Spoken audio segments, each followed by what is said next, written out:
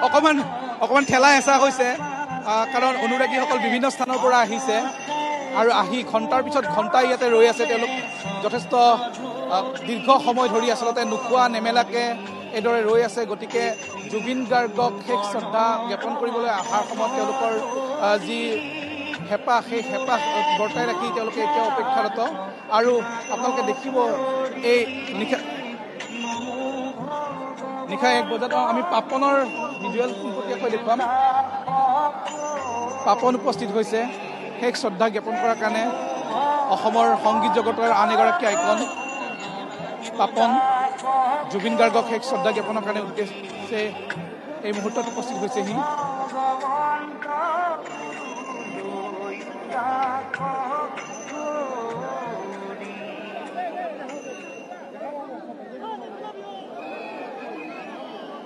ব্ৰহ্মা আদি কৰি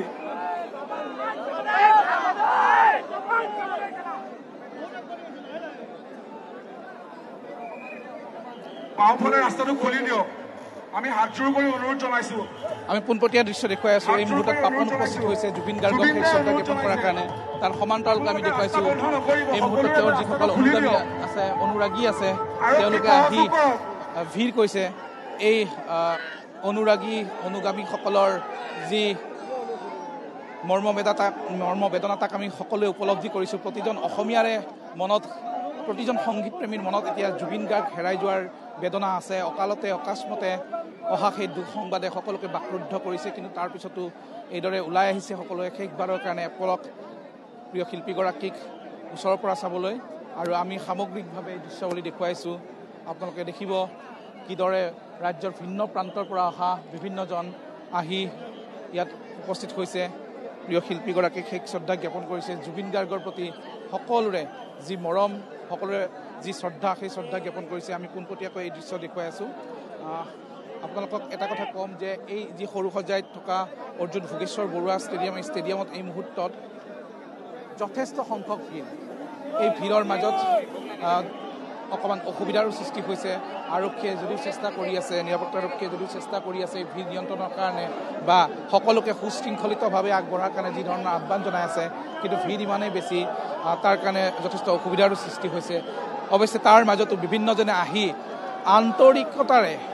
আন্তৰিকতাৰে শ্ৰদ্ধা জ্ঞাপন কৰা দেখা গৈছে শিল্পীগৰাকীক। সেই দৃশ্য আমি দেখুৱাইছোঁ। কণ কণ শিশুসকলক লৈ পিতৃ মাতৃ আহিছে, তৰুণ প্ৰজন্ম যিসকলে হয়তো জুবিন গাৰ্গক বিষয়ে নাজানিলেই ভালকৈ, তেওঁলোকক কোচত লৈ আজি মাতৃ পিতৃ আহিছে, অভিভাৱক আহিছে, আহি জুবিন গাৰ্গৰ নশ্বৰ দেহৰ সন্মুখত ৰৈ এপলক দৃষ্টি নিবদ্ধ কৰিছে সেই নিথৰ শৰীৰৰ ওপৰত। আৰু তাৰ পিছতে ওলাই গৈছে। আমি সামগ্ৰিকভাৱে এই দৃশ্যাৱলী দেখুৱাই আছোঁ। এই পৰিস্থিতিটো শান্ত কৰিবৰ কাৰণে মই চাউণ্ড ইঞ্জিনিয়াৰক বাৰম্বাৰ অনুৰোধ জনাইছোঁ, আপুনি বৰগীত প্লে কৰক। কল্পনা কৰিছে সকলোৱে বা ধৰি লৈছে যে বৰগীত যদি এতিয়া প্লে কৰা হয়, বৰগীতৰ যদি সুৰ ভাহি উঠে হয়তো অকণমান ক্ষান্ত হ'ব সকলোৱে। কিন্তু পৰিস্থিতিও আচলতে যথেষ্ট জটিল এইকাৰণে কাৰণ ভিৰ যথেষ্ট বেছি। তেওঁৰ অনুৰাগীৰ সীমা সংখ্যা নাই। সীমা সংখ্যাহীন অনুৰাগীৰ মাজত জুবিন গাৰ্গৰ এই অপাৰ্থিৱ শৰীৰ যেতিয়া ৰাখি থোৱা হৈছে সৰুৰ সজাইত, গতিকে বিভিন্ন স্থানৰ পৰা বিভিন্নজন ওলাই আহিছে, শেষ শ্ৰদ্ধা নিবেদন কৰিছে। আৰু তাৰ মাজতে এইদৰে দেখা গৈছে কিদৰে সেই বিশাল জলসমুদ্ৰৰ সন্মুখত নিথৰ হৈ ৰোৱা জুবিন গাৰ্গ। ইয়াতে যিসকল ইনভাইটি আছে তেওঁলোকৰ বাদে বাকীসকলে মঞ্চখন খালী কৰি দিয়কচোন। জুবিন গাৰ্গ পৰিয়ালবৰ্গ আৰু ইনভাইটি কাৰ্ড থকাসকলে বাকীসকলে মঞ্চখন খালী কৰি দিয়ক। জুবিন গাৰ্গৰ য'ত অপাৰ্থিৱ শৰীৰ ৰাখি থোৱা হৈছে, এতিয়া জুবিন গাৰ্গৰ পাৰ্থিৱ শৰীৰ য'ত ৰাখি থোৱা হৈছে, তাত আচলতে পৰিয়ালৰ লোকৰ বাহিৰে অন্য কাকো থাকিব দিয়া নাই। কিন্তু তাৰ পিছতো দেখা গৈছে যথেষ্ট সংখ্যক লোকে প্ৰৱেশৰ চেষ্টা চলাইছে। বেৰিকেড বিভিন্ন স্থানত বান্ধি দিয়া হৈছে। প্ৰকৃততে ইয়াত যি প্ৰৱেশ প্ৰস্থানৰ যি ব্যৱস্থা, সেই ব্যৱস্থা সম্পৰ্কে ইয়ালৈ আহিবলগীয়া যিসকল জুবিনৰ অনুৰাগী আছিলে তেওঁলোকক সেই সম্পৰ্কে সম্যক জ্ঞান দিব পৰা নগ'ল বা সংবাদ মাধ্যম যোগে প্ৰচাৰৰ চেষ্টা চলাইছিল যদিও সেই সম্পৰ্কে বিশেষ ধাৰণা হয়তো বহু অনুৰাগীৰ মনত নাথাকিল। সেইবাবে যথেষ্ট অসুবিধাৰ সৃষ্টি হৈছে। তাৰ সমান্তৰালকৈ পৰিস্থিতি নিয়ন্ত্ৰণৰ নামত আৰক্ষী প্ৰশাসনে যি ধৰণৰ ব্যৱস্থা ল'ব লাগিছিলে সেই ব্যৱস্থা লোৱাত যেন ক'ৰবাত নহয় ক'ৰবাত অকণমান বাধাগ্ৰস্ত হৈছে আৰু তাৰপিছত এইদৰে এক অভাৱনীয় পৰিস্থিতিৰ সৃষ্টি হৈছে। আমি সামগ্ৰিকভাৱে দৃশ্যাৱলী দেখুৱাই গৈছোঁ আৰু আপোনালোকে নিশ্চয় শুনিছে এইখিনি মুহূৰ্তত জুবিন গাৰ্গৰ জনপ্ৰিয় গীতসমূহ বা তেওঁৰ সুৰ কণ্ঠৰে যিবোৰ গীত জনপ্ৰিয় হৈছে সেই জনপ্ৰিয় গীতসমূহৰ বিপৰীতে শংকৰদেৱ আৰু চাউণ্ডটো বঢ়াই দিয়ক। নিজে পৰিৱেশন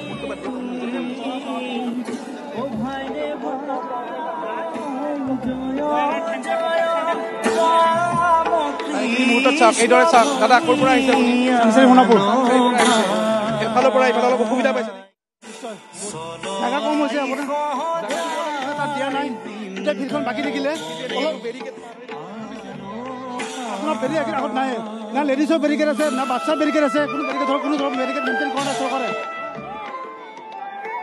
মানুহে আচলতে বুজি পোৱা নাই কোন কলৈ যাব। চাওক মই য'ত থিয় হৈছোঁ ইয়াত এখন বেৰিকেড আছে। এই বেৰিকেড পাৰ হৈ একাংশ লোক এইটো ফাললৈ আহিছে আৰু ইফালৰ লোক এইফাললৈ গৈছে। কথা এটাই যে জুবিন গাৰ্গক চাব লাগে, আচলতে সম্যক ধাৰণা দিবলৈ যত্ন কৰা নহ'ল বা এই সম্পৰ্কে একো যি ধৰণৰ ধাৰণা দিব লাগিছিল সেই ধাৰণা দিব পৰা নগ'ল। তাৰ বিপৰীতে এতিয়া এই যিসকল আহিছে লোক তেওঁলোকে বহু সময় ধৰি তেওঁলোকে থিয় হৈ আছে। ঘণ্টাৰ পিছত ঘণ্টা তেওঁলোকে থিয় হৈ আছে আৰু তাৰ পিছত ঘণ্টা এইদৰে থিয় হৈ থকা লোকসকলৰ মাজত ধৈৰ্যচ্যুতি ঘূৰাইছে। সেয়া একো অস্বাভাৱিক নহয়। আমি সামগ্ৰিকভাৱে দেখুৱাইছোঁ। চাওক এইফালৰ পৰা লোক এইফালে আহিছে, এইফালৰ পৰা এইফালে গৈছে, কিন্তু কোনেও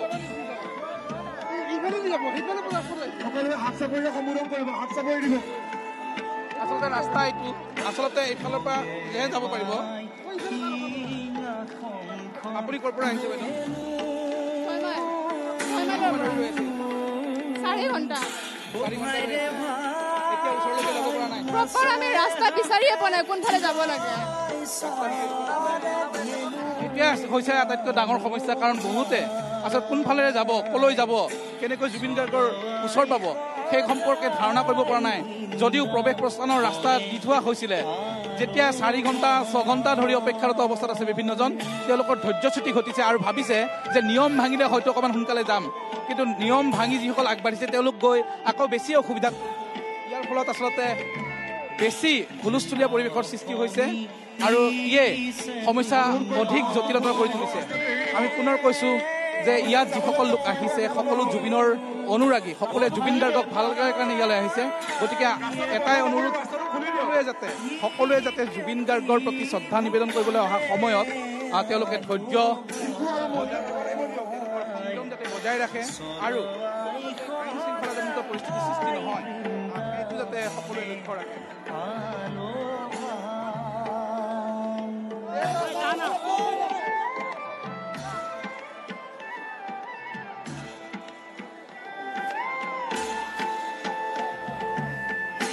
ৰাম কৃষ্ণ মোহন্ত মানুষ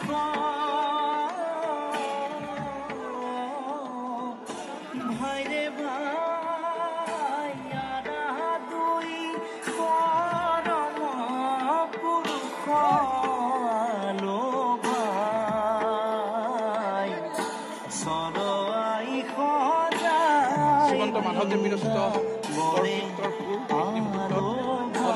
আমাৰ সকলোৰে মৰমৰ জুবিন গাৰ্গ সেইগৰাকী শিল্পী যিয়ে কেৱল আধুনিক গীতেৰে বা পাশ্চাত্য সংগীত বা নতুন সংগীতৰ ধাৰা সৃষ্টিৰে জনপ্ৰিয় হোৱা নাছিল। তেওঁ একেখিনি সময়তে অসমৰ লোকগীতসমূহ, বিশেষকৈ কামৰূপী লোকগীত, বনগীত, বিহুপুৰীয়া গীত, টোকাৰী গীত, বৰগীত সকলো তেওঁ জনপ্ৰিয় কৰি তুলিছিল। সকলো তেওঁ পুনৰ তেওঁৰ নিজৰ যি মিঠা কণ্ঠ সেই কণ্ঠৰে নতুনকৈ বাণীবদ্ধ কৰি শ্ৰোতাৰ ওচৰলৈকে লৈ গৈছিল, সংগীতপ্ৰেমীৰ ওচৰলৈকে লৈ গৈছিল আৰু এই তেওঁৰ যি সাংগীতিক যাত্ৰা সেই সাংগীতিক যাত্ৰাৰ ক্ষেত্ৰত এক বিশেষ মাত্ৰা প্ৰদান কৰিছিল।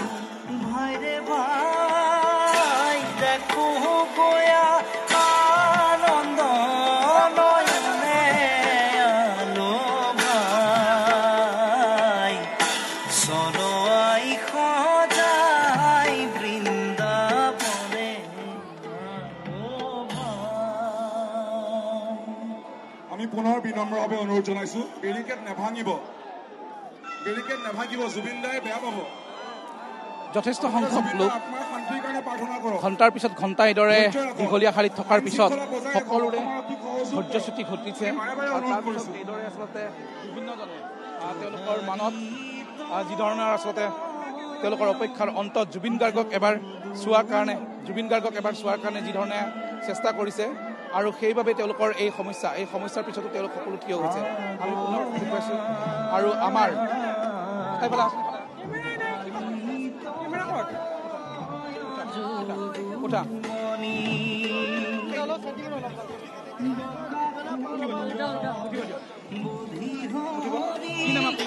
মোৰ নাম ভাৰ্গৱ শইকীয়া। 1 নম্বৰ কেমেৰা এইফালে আছে, 2 নম্বৰ কেমেৰা তাত আছে, 3 নম্বৰ এটা জিমি লাগি আছে। আপুনি কি কৈ আছে? মই ক'ব ওলাইছো যে আপোনাক খং কৰা নাই।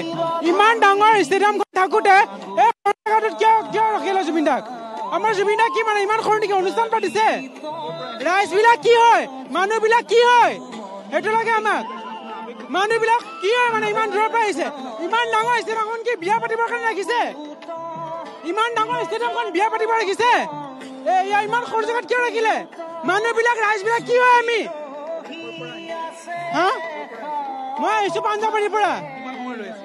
হা, কি ক'লে? কিমান সময় ৰৈ আছে? মই 6 ঘণ্টা 7 ঘণ্টাৰ ওপৰত হ'ল। আৰু অকল মই নহয়, ইমান দূৰৰ পৰা মানুহ আহিছে। এই মানুহখিনি এনেকে ৰৈ আছে, গম পাইছো। ইমান ডাঙৰ ফিল্ডখন থাকোঁতে কিবা ক'ব? নহয়, এইটো পলিটিক্স হৈছে ইয়াতে। ইমান ডাঙৰ ফিল্ডখন থাকোঁতে ইয়াতে কিয় ৰাখিলে? যদি গমেই পাই ইমান মানুহ আহিব, সেইটো লাগে আমাক। চৰকাৰে অৱহেলা কৰিছে জুবিন দাৰ হেৰিৰ লগত, জুবিন দাৰ শ্ৰদ্ধাঞ্জলিৰ লগত চৰকাৰে অৱহেলা কৰিছে। জুবিন গাৰ্গক অৱহেলা কৰাৰ অভিযোগ তুলিছে এজনে। ডাঙৰ ফিল্ডখন থাকোঁতে, ইমান ডাঙৰ সৰুসজাই ফুটবল ফিল্ডখন থাকোঁতে ইয়াতে ৰাখিছে সৰু জেগাখিনিত। এইদৰে বিভিন্নজনৰ অৱহেলা কৰিছে। এইজনে বিভিন্ন কোনো চিষ্টেম নাই, কোনো মেনেজমেণ্ট নাই। বিভিন্নজন আহিছে, সকলোৰে সেই একে সমস্যা। দীৰ্ঘ সময় ধৰি সমস্যা চৰকাৰে কৰিছে, সমস্যা চৰকাৰৰ চিষ্টেমে কৰিছে, সমস্যা চৰকাৰৰ মেনেজমেণ্টে কৰিছে। এখন এম্বুলেঞ্চ আহিছে, ফচি আছে, যাব জেগা নাই, হাৰ্ট এটেক আহিছে বোলে। ইমান ডাঙৰ জেগা থাকোঁতে এই সৰু জেগাত কিয় ৰাখিলে দাদাক? আমাৰ কি এইটো বিহু অনুষ্ঠান মানিছে ইমান সৰু জেগাত, ইমান ডাঙৰ ফিল্ডখন থাকোঁতে? এইটো লাগে আমাক, উত্তৰ লাগিব আমাৰ চৰকাৰৰ পৰা। ইমান ডাঙৰ ফিল্ডখন থাকোঁতে এই সৰু জেগাত কিয় ৰাখিলে? মানুহখিনি একবাৰ অৱস্থা চাওক। আপুনি একেখিনি কথাকে কৈ আছে, হয় এতিয়া সমস্যা হৈছে, আপুনি কি আহ্বান জনাব? কাৰণ এটা কালিৰ দিনটো আৰু আছে, কিবা আহ্বান জনাব? কালিৰ দিনটো জুবিন দাক তাতে ফিল্ডৰ মাজত ৰাখিব লাগিব, যাতে সকলোৱে জুবিন দাক শ্ৰদ্ধাঞ্জলি যাব পাৰে। এই ইমান সৰু জেগাত হয় নেকি? কোটি কোটি মানুহ আহিছে। আপুনি ক'লে কথাখিনি হ'ব, থেংক ইউ। সমস্যা এইদৰে হৈছে, একেখিনি সময়তে আমি দেখিছোঁ কেইবাগৰাকীও ইয়াতে ব্যক্তি আছে যিয়ে এতিয়া চকু পানী ঢল তেওঁলোকে ৰাখিব পৰা নাই, কান্দিছে। জুবিন গাৰ্গক চাবলৈ আহি কান্দিছে। জুবিন গাৰ্গক চাবলৈ আহি বহুতে ইয়াত অসুস্থ হৈ পৰিছে, ঘণ্টাৰ পিছত ঘণ্টা ইয়াত থিয় হৈ আছে। আৰু এইদৰে এই অসুস্থতাৰ মাজত, এই ধৈৰ্যৰ পৰীক্ষাৰ মাজত তেওঁলোকে কিন্তু হৃদয়তাৰে বেছি সংখ্যকে, হয় আমি কওঁ যে ইয়াৰ মাজত থকা একাংশ ব্যক্তি যিয়ে আচলতে অপ্ৰত্যাশিতভাৱে এনে কিছু কাণ্ড কৰিছে, যিবোৰ কাণ্ডই যথেষ্ট সমস্যাৰ সৃষ্টি কৰিছে। কিন্তু তাৰ বিপৰীতে ইয়াত থকা বেছি সংখ্যক লোকেই যথেষ্ট ধৈৰ্যৰে, তেওঁৰ অনুৰাগীসকলে যথেষ্ট ধৈৰ্যৰে দীৰ্ঘ সময় ধৰি অপেক্ষাৰত অৱস্থাত আছে, যাতে এবাৰ এপলক জুবিন গাৰ্গক চাব পাৰে। আমি এই মুহূৰ্তত পুনৰ দেখুৱাইছোঁ আমি সামগ্ৰিক দৃশ্যাৱলী আমি পুনৰ দেখুৱাইছোঁ। চৰকাৰ প্ৰয়োজন নাই, এই চৰকাৰ প্ৰয়োজন নাই।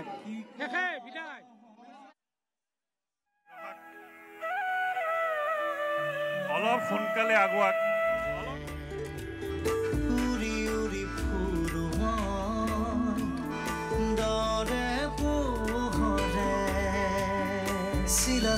চিলা মই তোৰা কাষৰে উৰি উৰি ফুৰো মনৰ আশে পাশে।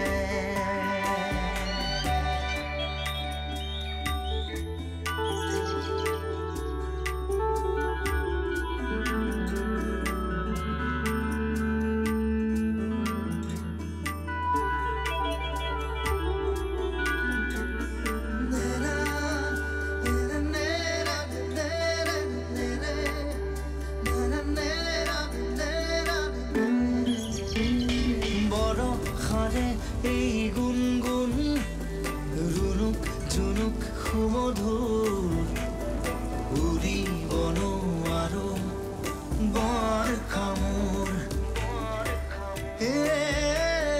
সদায় উৰিবলে মন যায় আকাশ ভেদি ভেদি মোৰ ছিগি হলেও পৰিম আচলতে তোৰ চিৰণিৰ জাকোৰে ময়ো তাকে খেদি যাওঁ সূতা কাটি গলেও তোৰেই ঘৰ পাম চিলা চিলা চিলা মই তোৰ আকাশৰে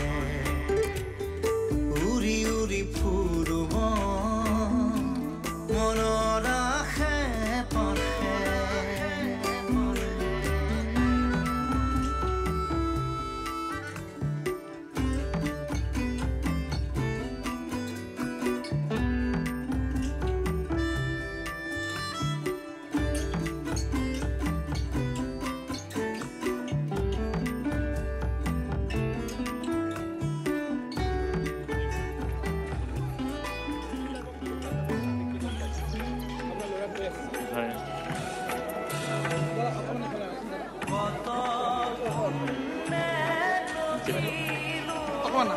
যথেষ্ট আবেগিক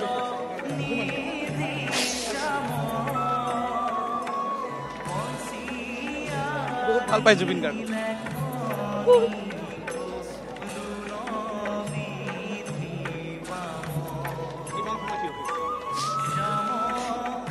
সন্ধিয়াৰ পৰা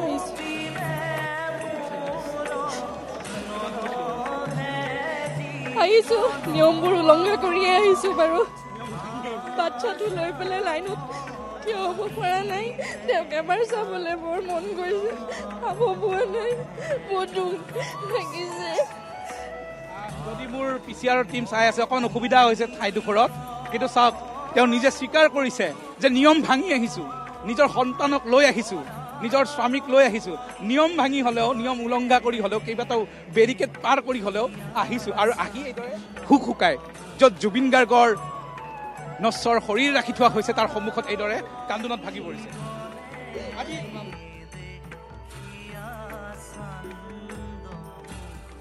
পাম আমি কেতিয়াও সেইজন অদ্বিতীয় মোৰ বাবেতো ভগৱান মোৰ নিচিনা বহুতৰ বাবে চাগে ভগৱান এনেকৈ যাব নালাগিছিল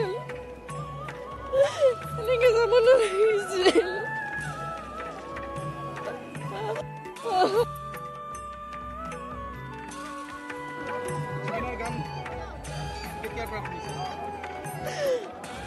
যেতিয়াৰ পৰা কথা ক'ব জানিছো জুবিনৰ গান শুনিছো জুবিনৰ গান গাইছো গান গাই আগতে সৰু সুৰাকৈ গান চান গাইছিলো তেওঁৰ গানবিলাক শুনিয়ে গান কি শিকিছিলো তেওঁৰ গান গায়ে পুৰস্কাৰবিলাক পাইছিলো স্কুলত হওক কলেজত হওক এতিয়াও দুখ লাগিলেও জুবিনদাৰ গান ভাল লাগিলেও জুবিনদাৰ গান আপোনাৰ নামটো কি ভূপালী বৈশ্য বৰুৱা কলেজত একেদৰে কলেজত